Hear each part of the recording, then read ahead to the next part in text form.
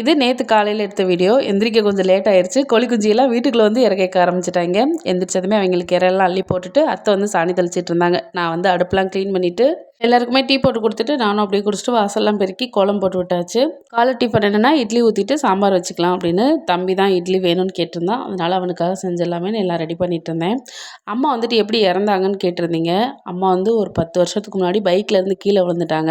அவங்களுக்கு முதுகு தண்டுவடத்தை பதிச்சு அவங்களால கொஞ்சம் நாளைக்கு நடக்கவே முடியல. அப்படியே கொஞ்சம் கம்பெல்லாம் ஊண்டிட்டு குனிஞ்சு நடந்துட்டு இருந்தாங்க. அதுக்கப்புறம் சுத்தமாகவே நடக்க முடியல. படுத்து படுக்கை ஆயிட்டாங்க. நாங்களும் நிறைய ட்ரீட்மெண்ட் பார்த்தோம். அவங்க எங்கள் கூட இருக்கிறதுக்கு கொடுத்து வைக்கல. கடைசியில் இறந்துட்டாங்க. கமெண்ட்ல எல்லாருமே உங்கள் அம்மா உங்கள் கூட தான் இருக்காங்க அப்படின்னு சொல்லியிருந்தீங்க. அது என்னமோ உண்மை தான். எங்கள் அம்மா என் கூட தான் இருக்காங்க. அந்த ஒரு நிம்மதி தைரியத்தில் தான் இப்போ வரைக்கும் ஓடிட்டுருக்கு. அம்மா என்கிட்ட கேட்டு அவங்களுக்கு செய்ய முடியாத சில விஷயங்கள், சின்ன சின்ன விஷயங்கள்லாம் இருக்குது.